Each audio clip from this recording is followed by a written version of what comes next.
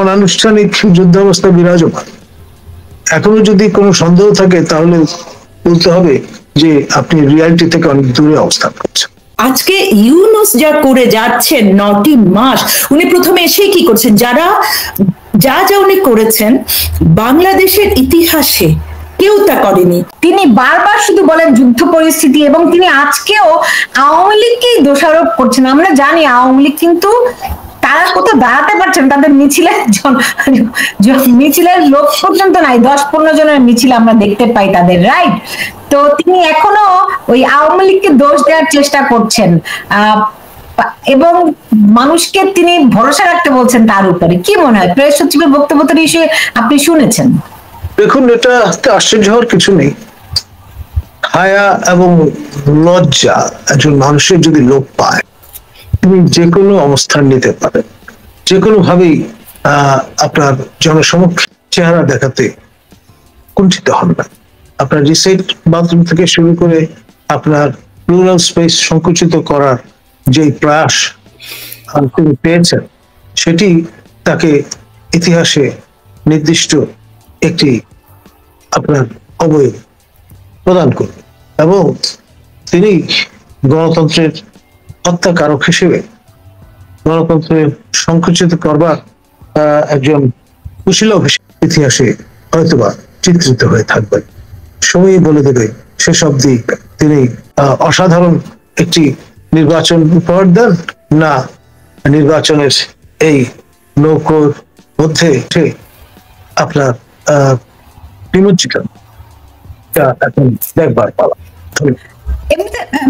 Doctor Nazmul Hasan, ধরুন হঠাৎ করে না, গত কয়েকদিন ধরে তো আমরা দেখছি যে এই যে একটা টাগ অফ ওয়ার, তিনি তারপরও এই যে আজকে মানে রাজনীতিবিদদের সঙ্গে বৈঠক করলেন, গতকালও করেছিলেন, এবং তারপরে প্রেস সচিব ব্রিফিং এ বললেন যে তিনি প্রধান উপদেষ্টা এই বৈঠকের পরে তিনি কিছুটা হলেও তিনি সাহস ফিরে পেয়েছেন। হ্যাঁ, এটার মানে কি?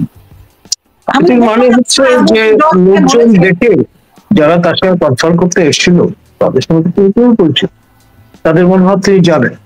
তারা যখন তার সঙ্গে দেখা করতে এসছে, তিনি বসতে ভেবেছেন যে তার সঙ্গে তার চেহারা আর কেউ দেখবেন, কিন্তু যখন দেখার ব্যবস্থা হলো তখন তিনি সাহস সঞ্চার করলেন।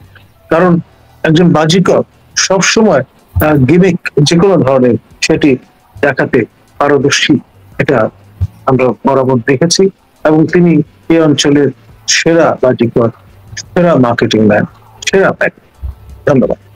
যে এখন ধরেন একমাত্র জামাত আর এনসিপি ছাড়া নির্বাচন ডিসেম্বরের মধ্যে চাই না, এমন কথা তো কেউ বললো না। দেখুন, আমাদের গয়েশ্বর বাবু তিনি যা বলে দিয়েছেন এরপর তার বলার কিছু থাকে না। দেহ ত্যাগ করলেও তিনি তার এই রাজাসন থেকে সরবেন না, প্রয়োজনে মামিফিকেশনের ব্যবস্থা করবেন, পিরামিড তৈরি করবেন বাংলার জমি। মনে হচ্ছে ফেরাউনিক যে ট্রেডিশন, এটি হয়তো তার পছন্দ, এবং আমাদের দেখতে হবে সেসব দিক কি দেন। এখন এখন এখন ধরেন আমি শুরুতে যেটি দিয়ে শুরু করেছিলাম যে সেই সাবেক প্রধান নির্বাচন কমিশনার এম এ আজিজ তার পরিণতির দিকে অগ্রসর হচ্ছেন কিনা, তাকে বাধ্য হতে হবে কিনা, বাধ্য করা হবে কিনা? দেখুন, বিষয়টি যদি অনিবার্য হয়ে দাঁড়ায় তখন ভব্যতার ধার কেউ থাকবে এমনটি আমি মনে করি। বিষয়টি যদি অনিবার্য হয়ে থাকে, বিষয়টি কি অনিবার্য হয়েছে নাকি হয়নি? আপনার এই যে চলে যাওয়ার যে ব্যাপার, কিন্তু আগেও বলছি নতুনকে কোট করে জন্মিলে বলতে হবে, এই বিশ্বাসে তিনি বিশ্বাসী নন বলে তিনি আপনার আজীবন ছড়ি ঘোরাবেন, তিনি আজীবন স্যাডেল ধরে থাকবেন, তিনি আজীবন আপনার ড্রাইভিং সিটে থাকবেন, এমন একটা মাইন্ডসেট এখন তার মধ্যে কাজ করছে। আর রিসেট বাটন যেহেতু তার নিয়ন্ত্রণে, সুতরাং তার পক্ষে যে কোনো রকম ব্যাখ্যা হাজির করাই সম্ভব। ধন্যবাদ। জি, সুমি খান, আপনার কাছে কি মনে হয় তিনি পদত্যাগ করবেন নাকি করবেন না, নাকি তার জন্য পদত্যাগ অনিবার্য হয়ে উঠেছে কিনা? সুলতানা রহমান, প্রত্যেকে কালিমুল্লাহ স্যার যেটা বলেছেন এটা অবধারিত, অনিবার্য, তাকে পদত্যাগ করতেই হবে, কারণ একটি চেয়ার, একটা কথা প্রচলিত আছে, chair makes a man. Chair তখনই একজন ম্যানকে অথবা ওমেনকে মেক করবে যখন তার সদিচ্ছা থাকে। ধরুন এখানে এক্সাম্পল যদি ধরি, জননেত্রী শেখ হাসিনা, আওয়ামী লীগের সভানেত্রী এবং এখনো সাংবিধানিকভাবে যিনি প্রধানমন্ত্রী আমাদের, তিনি তো রাজনীতিতে সেভাবে সক্রিয় ছিলেন না। তার পুরো পরিবারকে হত্যা করা, 4 জাতীয় নেতাকে হত্যা করা, এই যে ধারাবাহিক ভাবে আমাদের নেতৃত্ব শূন্য করে দেওয়া, তার ভাইদেরকে হত্যা করা, সব মিলে তাকে রাজনীতিতে আসতে হলো এবং তিনি সেটা প্রতিষ্ঠা করেছেন। অ্যাট দ্য সেম টাইম আমরা যদি খালেদা জিয়াকে ধরি, তিনি ক্যান্টনমেন্টে একজন সেনা কর্মকর্তার স্ত্রী, উচ্চ ঊর্ধ্বতন একজন কর্মকর্তার স্ত্রী ছিলেন। তার কাছে যখন মান্নান ভূঁইয়া গেছেন, তার কাছে যখন সাইফুর রহমান গেছেন, তাকে যখন প্রস্তাব করা হলো যে এই জিয়াউর রহমানকে হত্যার পর তার করা যে দলটা করা হয়েছে যে I will make politics critical, Ziaur Rahman এটা বলে রাজনীতিটা শুরু করেছিলেন, একটি রাজনৈতিক দল প্রতিষ্ঠা করেছিলেন। এবং তখন তারা দেখলেন যে এই দলটাকে ধরতে হলে জিয়াউর রহমানের পরিবারের কাউকে লাগবে। তখন যেহেতু তারেক জিয়া কোকো বয়স কম ছিল, খালেদা জিয়া এসেছে, বা এনি হাউ তিনি এসেছেন, ওদের কথা শুনেছেন, তিনি ক্ষমতায় ছিলেন এবং তিনি চেয়ারপারসন হিসাবে এখনো আছেন। সব বাদই দিলাম, আজকে ইউনূস যা করে যাচ্ছেন 9টি মাস, উনি প্রথমে এসেই কি করছেন, যা উনি করেছেন বাংলাদেশের ইতিহাসে কেউ তা করেনি। এসেই তিনি 5 বছর গ্রামীণ ব্যাংকে ট্যাক্স ফ্রি করা থেকে শুরু করে তার নিজের স্বার্থে একটা 87 বছর বয়স্ক তিনি যদি এতটুকুও দেশকে ভালোবাসতেন, এতটুকুও মানবিক মূল্যবোধ থাকতো, এতটুকুও তার দেশের প্রতি দায়বদ্ধতা থাকতো, জনগণ সেটা দেখতে পেত। সেটা দূরের কথা, মানুষ হার্মফুল হয়, মানুষ ক্ষতিকারক হয় কতটা। একটা সার্বভৌম দেশকে কেন বন্দরকে উনি লাভজনক করতে যাবেন? চট্টগ্রাম বন্দর এখনো অ্যারাউন্ড 90% রাজস্ব আসছে যেখানে চট্টগ্রাম বন্দর থেকে, সেটা আধুনিক উপায়ে সে বন্দর পরিচালিত হচ্ছে এবং গত বছরও সবচেয়ে লাভজনক হিসেবে প্রতিষ্ঠিত, কাগজে কলমে। এই যে কথাগুলো উনি বলছেন, আমরা তো, উনি একজন নোবেল লরিয়েট, ওনার শিক্ষা দীক্ষা সম্পর্কে সবার একটা আস্থা ছিল, কিন্তু এই যে মুখের কথাগুলো বলে বলে গোয়েবেলসীয় কায়দায়, গোয়েবলস ইতিহাস হয়ে আছে, হিটলারের গোয়েবলস, যেমন বারবার মিথ্যা বলতে বলতে মিথ্যা প্রতিষ্ঠিত হয়। ইয়েস, মিথ্যা প্রতিষ্ঠিত হয়, অ্যাট দ্য সেম টাইম সেই মিথ্যা যে মিথ্যা ছিল সেটাও প্রমাণিত হয়। ইনস্ট্যান্টলি ওনার কথাগুলো মিথ্যা প্রমাণিত হচ্ছে এবং জনগণ প্রত্যেকটা সেক্টরে বিক্ষোভ এজন্য আসছে, প্রত্যেকে ভয়ঙ্কর রকম বিপন্ন এবং তাকে কেউ চাইছে না, সুতরাং তাকে ছাড়তে হবেই, ক্ষমতা তাকে ছাড়তে হবে। জি জি, ডক্টর নাজমুল হাসান কলিমুল্লাহ, আমি এটা মানে আগেই জেনেছিলাম যে জুলাই আন্দোলনে আহতদের নামে হাসপাতালে কয়েকজনকে রেখে দেওয়া হয়েছে, যারা বিভিন্ন সময়ে ওই যে যখন প্রয়োজন হয় তারা বেরিয়ে আসবে। আমি সম্মান রেখে বলছি, যারা আহত হয়েছে তাদের কথা আমি বলছি, অনেকেই আহত হয়েছে তা তো আমরা জানি, হ্যাঁ, কিন্তু হাসপাতালে এমন কয়েকজনকে রাখা হয়েছে যারা প্রয়োজনে বেরিয়ে আসবেন বিভিন্ন আন্দোলন সংগ্রামে, ওই একদম তরতাজা নতুন ব্যান্ডেজ লাগিয়ে তারা হুইল চেয়ারে করে মিছিল মিটিং করতে আসবেন, যাতে করে একটা হাইপ তোলা যায়। হ্যাঁ, তো এখানে যে 4 জন যুবকের কথা বলা হচ্ছে, এদের সঙ্গে এগুলি কোনো সম্পর্ক আছে কিনা, আদৌ এমন কোনো ঘটনা ঘটেছে কিনা? দেখুন, যারা জুলাই অগাস্টের আহত যোদ্ধা, তারা কমরেডারি সবসময় দেখিয়ে এসছেন, এখনো তারা পিছপা নন। প্রফেসর ইউনূসের আপনার দ্বারা ব্যবহৃত হওয়ার মতো ব্যক্তি তারা। প্রফেসর ইউনূস কোনো ত্যাগ স্বীকার করেননি, শুধুমাত্র কষ্ট করে লিফটে উঠেছেন উচ্চ আপনার তলায়, এই বাদে তার খুব একটা ফিজিক্যাল কসরত করতে হয়নি। এখন তাকে কোনোভাবেই সহবেথী ভাবার কোন কারণ আছে বলে আমি মনে করি না, যারা জুলাই অগাস্টের আহত যোদ্ধা। না, আমি এই খবরটি সামাজিক যোগাযোগ মাধ্যমেও দেখেছি। খবরটা কোথা থেকে আসলো, কিভাবে, মানে কারা কি জন্য রটাচ্ছে এটা? দেখুন, যদি সত্যি হয়ে থাকে, মানে I have respect for them, আমি আপনার প্রফেসর ইউনূসের সঙ্গে বিষয়টাকে জড়াতে চাই। ওকে, আমি বুঝতে পেরেছি আপনার কথাটি স্যার। এমনি আরেকজন মন্তব্য করেছেন যে তুলসী টুইট করলো ইউনুসকে যেতে হবে স্যার, এটা কি ব্যাপার? তুলসী গাবার্ড কোনো টুইট করেছেন নাকি? দেখুন, তুলসী গাওয়ার্ডের পক্ষে যে কোনো কিছু করা সম্ভব। তিনি সর্বোচ্চ পর্যায়ে আছেন, স্টেট অ্যাক্টর গুলো চাবিকাঠি তার হাতে মার্কিন যুক্তরাষ্ট্রে, এবং তিনি খোলামেলা কথা বলেন, অবস্থান নেন। সুতরাং সেই ট্র্যাডিশন এর পদাঙ্ক অনুসরণ করে তিনি যদি এ ধরনের টুইট করে থাকেন তাহলে অবাক হওয়ার কিছু থাকে। আর না, আমার এরকম কোনো খবর জানা নেই, মানুষ মন্তব্য করছে দেখে আমি দু একটু পরে শোনালাম। এখন ডক্টর ইউনূসের সামনে আর কোন কোন পথ খোলা আছে? ডক্টর ইউনূসের পক্ষে একটি এবং দুটি পথ খোলা আছে। একটি হচ্ছে তিনি হেলথ অ্যাফেয়ার্স থেকে যারা তার টিম মেম্বার তাদের সবাইকে বাড়ি পাঠিয়ে দিতে পারেন, ফিউচার অফ নিউ ব্লাডের ব্যবস্থা করতে পারেন, অথবা তিনি পদ ত্যাগ করতে পারেন, এই ভেতর থেকে বেরিয়ে, এবং শেষোক্ত পথটি যদি বেছে নেন সেটাই হবে তার জন্য বেটার।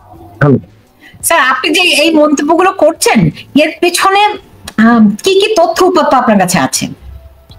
দেখুন, আমি তো বিষয়গুলো নিয়ে ফোকাস ভাবে নজর রাখছি এবং ডে টু ডে যে ডেভেলপমেন্ট গুলো সেগুলো আপনার বিশ্লেষণ করবার চেষ্টা করছি এই দৃষ্টিকোণ।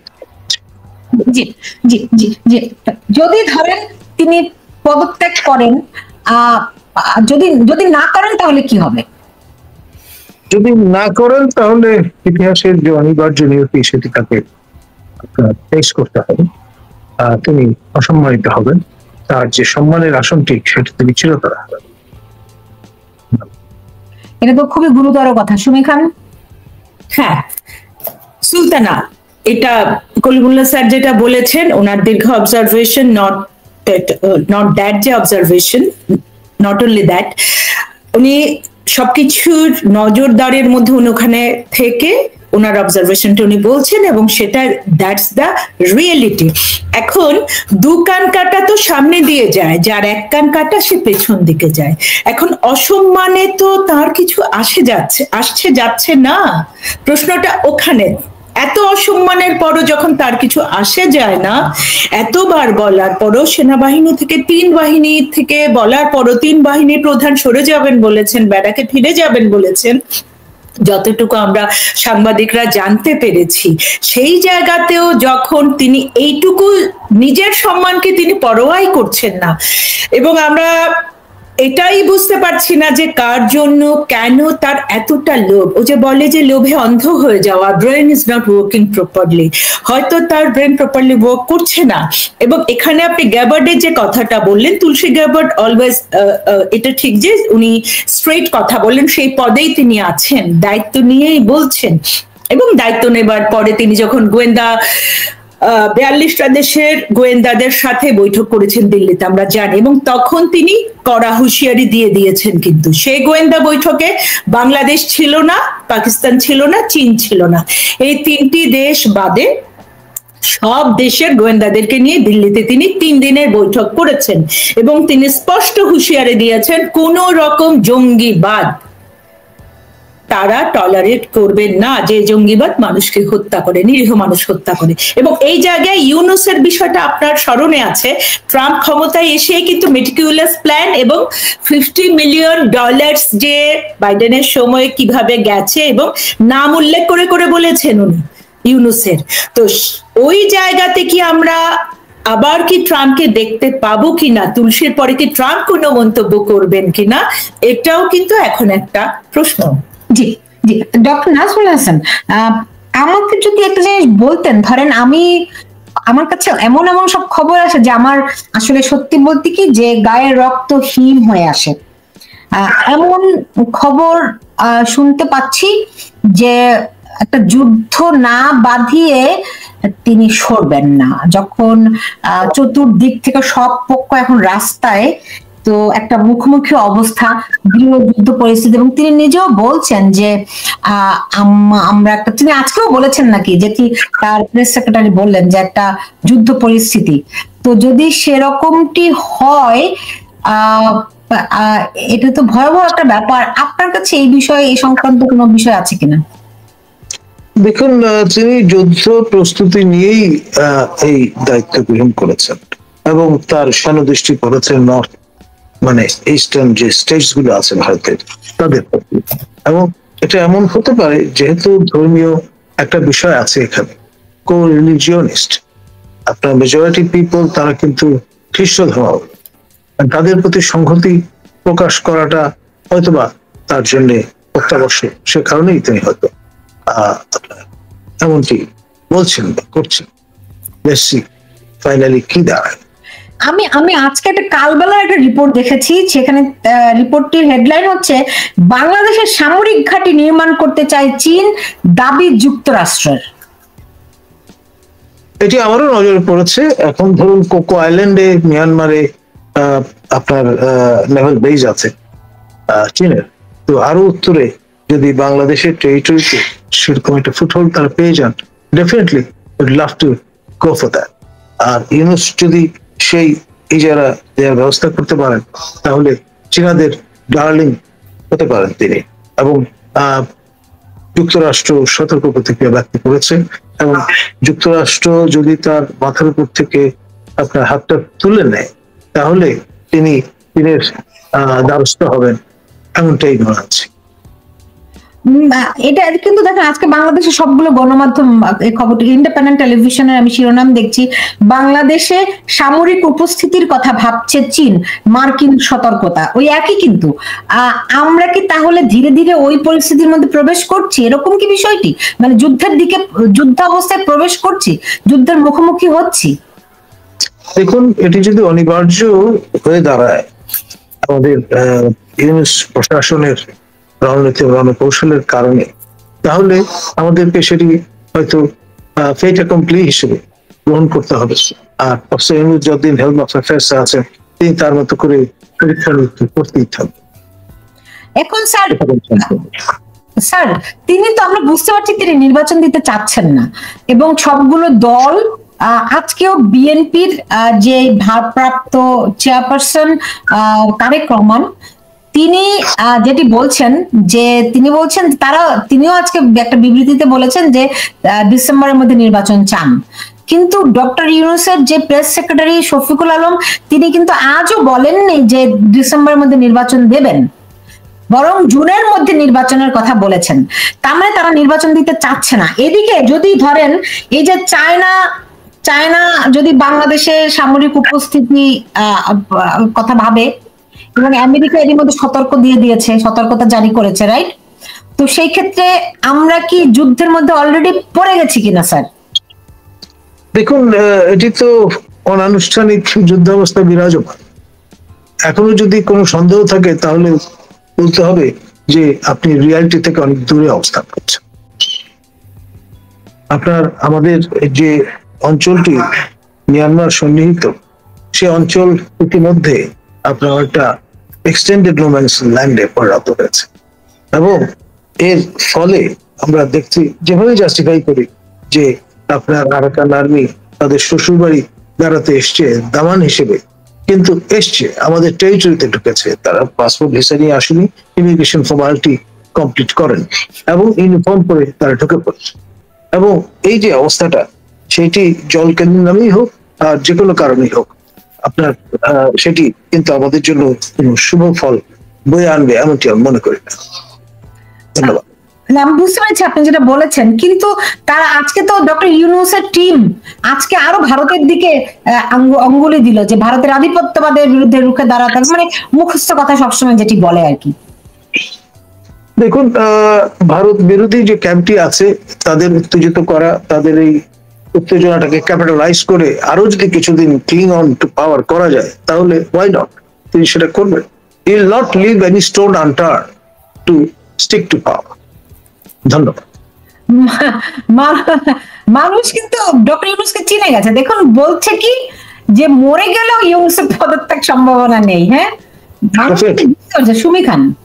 হ্যাঁ, ধন্যবাদ। আমি যেটা বলছিলাম এটা যে আপনার এই যে হেডলাইনটা সুলতানা, যুদ্ধাবস্থা, যুদ্ধ কাকে বলে? যখন দুটো গ্রুপ, আমাদের দেশের তো সাধারণ মানুষের হাতে কোনো অস্ত্র নেই, অস্ত্র ছড়ানো হয়েছে। আমি আপনার যদি মনে থাকে 2002 সাপ্তাহিক 2000-এ আমি কভার স্টোরি করেছিলাম, আমি 2002-এ দিয়েছি, 3-এ ছাপা হয়েছিল যে রোহিঙ্গা ক্যাম্পগুলো উখিয়াতে এবং টেকনাফে, যে দুটো ক্যাম্পে বিপুল পরিমাণে AK-47 ওদের হাতে দেয়া হয়েছিল। সেই অস্ত্রগুলো নিয়ে ওই ক্যাম্পে একই সঙ্গে মধ্যপ্রাচ্য থেকে ওদেরকে গোলা বারুদ দেয়া হয়েছিল। সেই রিপোর্টটা আলোচিত হয়েছিল এবং সেটা আমার নামে ওরা প্রকাশ করতে পারেননি, আমার নিরাপত্তার কথা চিন্তা করে। যে হচ্ছে গিয়ে ডেইলি স্টার গ্রুপের যে সাপ্তাহিক পত্রিকা, আপনিও তখন কাজ করতেন ডেইলি স্টারে।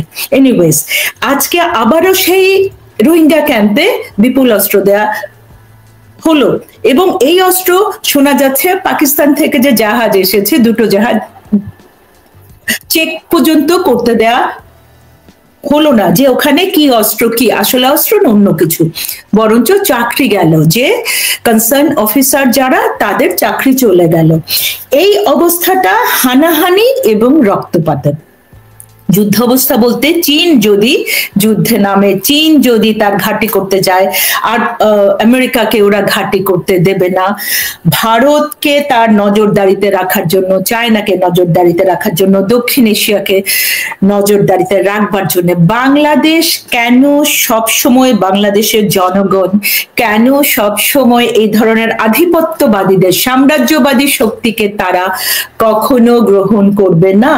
এবং যখনই একটা জিনিস আপনার আরেকটু মনে রাখতে হবে, আপনি সাদ্দাম বলুন, গাদ্দাফি বলুন, তাদের প্রত্যেককে আপনার স্মরণ রাখতে হবে, আসাদ বলুন, যতক্ষণ মার্কিন যুক্তরাষ্ট্র CIA ব্যবহার করবে, তাদেরকে ব্যবহার করার পর সেই একইভাবে ছুড়ে ফেলে দেবে।